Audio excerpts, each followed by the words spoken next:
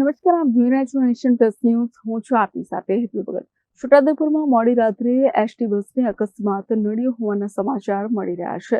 પેરકુવાથી પરત છોટાઉદેપુર આવી રહેલી એસટી ડેપોની બસ સુરખેડા ગામ પાસે અકસ્માતનો ભોગ બની હતી, જેનાથી મુસાફરોનો જીવ જોખમમાં મુકાયો હતો. છોટાઉદેપુર એસટી ડેપોની બસ જ્યારે પેરકુવાથી મુસાફરો ભરીને પરત આવી રહી હતી, ત્યારે સુરખેડા ગામ પાસે કાળમુખો અકસ્માત સર્જાયો હતો. પૂરઝડપે જતી બસની સામે અચાનક એક માનસિક અસ્થિર વ્યક્તિ આવી જતા તેને બચાવવાના પ્રયાસમાં ડ્રાઈવરે સ્ટીયરિંગ ફેરવ્યું હતું, જેના કારણે બસ બાજુમાં જઈ રહેલા પાઇપો ભરેલા ટ્રેલર સાથે ધડાકાભેર અથડાઈ હતી. આ અથડામણ એટલી જોરદાર હતી કે એસટી બસના આગળના ભાગને ભારે નુકસાન પહોંચ્યું છે.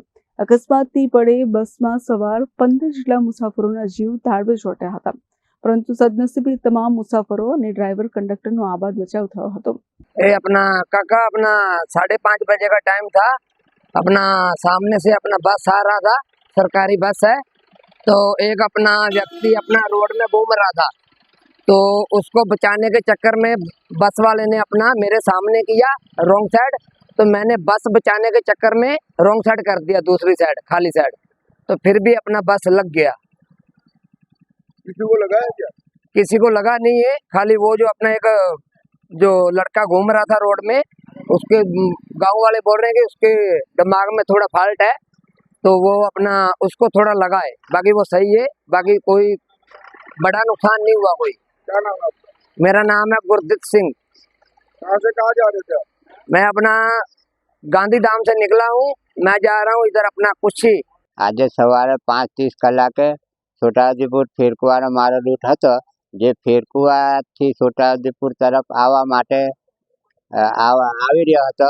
તે દરમિયાન સુરખેડા ગામ આગળ બસ જતી હતી. એ દરમિયાન કોઈ વ્યક્તિ અચાનક રોડ બાજુ બસની આગળ દોડીને આવી ગયો, જેથી મેં ગાડી એ વ્યક્તિને બચાવવા ગાડી બ્રેક મારી કંટ્રોલ કરી આ બાજુ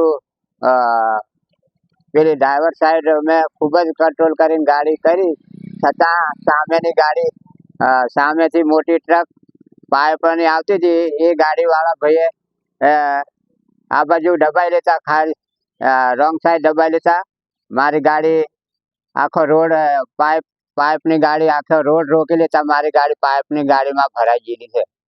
કોઈને નુકસાન થયું હોય એવું? કોઈ મુસાફરને જાનહાનિ કશું કોઈ જાતની નુકસાન મોટી ઈજા નથી.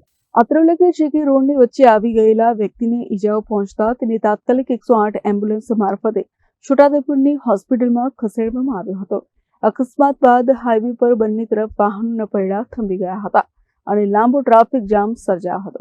ઘટનાની જાણ થતાં છોટાઉદેપુર અને રંગપુર પોલીસનો કાફલો સ્થળ પર દોડી આવ્યો હતો. પોલીસે અકસ્માતગ્રસ્ત વાહનોને ખસેડી ટ્રાફિક હળવો કરવાની કામગીરી શરૂ કરી હતી. Rehan Patel, nation plus news, Chhota Udepur.